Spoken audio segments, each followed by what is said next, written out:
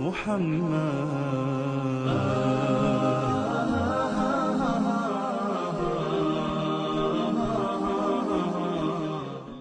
the Ottoman Empire, may Allah reward them, did an amazing job in establishing Islam. However, it wasn't just this. Many of us already know about this. We know that they conquered Constantinople. But as I said, there's much that we don't know. For example, many of us aren't aware of the time that Muhammad al-Fatih, rahimahullah, fought against Dracula. You've heard of Dracula before? When I say Dracula, you're probably thinking of a vampire. And you're saying, yeah, Musa. You're telling me that Muhammad al-Fatih fought a vampire? What's next? He fought Superman? No. Dracula was a real man. There was a real man named Dracula, and he ruled over the southern part of the country of what we call today Romania. Now, Muhammad al-Fatih, rahimahullah, as he began to advance into Eastern Europe, for example, Bosnia, Serbia, Hungary, all of these lands, the people of Wallachia, of southern Romania, they wanted to fight against the Ottomans. However, they were very weak, and so they had to make a peace deal with him. So as part of this peace deal, Muhammad al-Fatih, rahimahullah, he said to the ruler, he said, you have to send me 2 of your sons, and we will send them to Istanbul to be educated. So he sent his 2 sons. One was named Vlad, and one was named Radu. Now Vlad is the one who we know as Dracula, because the word Dracula, it means son of Drakul, which was the name of his father. Drakul, it means shaitan, it means a devil. So he's the son of shaitan, and this is actually quite relevant. It's rather fitting when you hear about this man. What happened was, they went to Constantinople, they studied about Islam, and his brother actually became Muslim. So the brother of Dracula, Radu, became a Muslim. He memorized the Quran, he studied so much, and even Dracula studied the Quran even though he wasn't a Muslim. He spoke Arabic, he spoke Persian, he spoke Turkish, and of course Romanian and other languages. And later on, he was sent back to his country, where Radu remained, and he became the ruler of his country. Because the Ottomans realized they can't send a Muslim to rule over the country because they're Christians. They wanted to send Vlad, Dracula, so that they could get him there and then defeat him in a war, and they would rule the country. However, Dracula, he decided that he wasn't going to do what the Sultan wanted. The Sultan sent him 2 emissaries, 2 people to come speak with him, and they said to him, you must pay us the jizya. Now that you're the ruler of the country, you have to pay us jizya. And so Dracula, he said to them, if you want to step inside of my court, you have to take off your turban. And so they said, no, we won't remove it for you. We're not going to remove it for a kafir. So he said, take it off. Again, they refused. So he told someone to come with some very big nails and hammers, and he said, if they refuse to remove it for me, then they will never remove it again.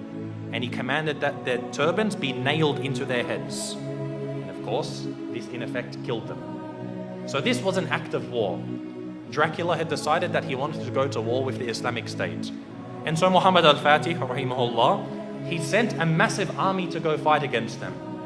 But Dracula, because of his tactics and the fact that he knew the Ottomans very well, he was able to defeat them on some occasions. Now what he did is what really makes him stand out as being an absolute devil. Dracula, what he did is when they would kill a person, or sometimes they wouldn't even kill them, they would capture them, he did something which is called impaling. Now if you haven't heard of impaling, it's a pretty gruesome thing to start to describe.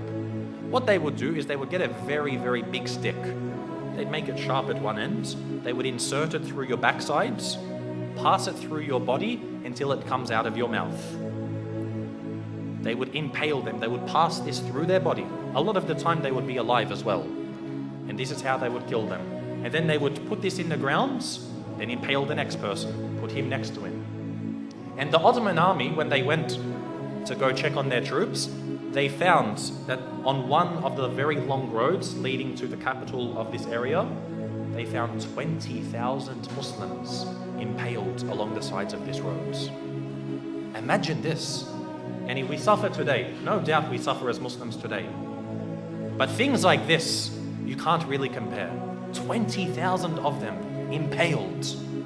You can imagine how Muhammad al-Fatih, rahimahullah, he feels. To see even one Muslim killed is too much. But to mutilate their bodies after this was something which was beyond what was acceptable. And so he decided to send Radu, who was the brother of Drakula. He sent him to go fight against his own brother. And eventually Radu, rahimahullah, he was able to actually eventually catch up with his brother. This is after he commits so many more atrocities. Even the Christians, they started to back off from him. Because what happened was he, being Romanian, he was Orthodox, he wasn't Catholic. But he actually said to the Pope, he said, if you give me some more troops, I'll become a Catholic for you. Anything you want, I'll change my religion for you. He couldn't care. He wasn't a man of true belief. He was only a man of pragmatism on the battlefield. And so even the Christians started to distance themselves from him. However, the Muslims, they caught up with him and they faced him in battle. And it's unclear if the Muslims killed him or if his own people turned upon him and killed him. But either way, Drakula was killed. And the Ottomans, the Muslim army, defeated Drakula. And so what they did was they removed his heads and they took it to the city of Istanbul and they put it on a very, very large stick. They impaled his head and put it at the gates of Constantinople, where it stood for about 2-3 months to say, if you want to be like this man, wage war against us. This was the demise of Drakula. And again, as Muslims, most of us won't even know about this. How many people know that Drakula was a real man? And we as Muslims, we fought him and we killed him. You know how they say garlic kills Drakula, or a silver bullet to the heart, or a wooden stake? None of these kill Drakula. Muslims kill Drakula. So anyone who wants to follow the way of Drakula, they will face the same wrath from the Muslim Ummah.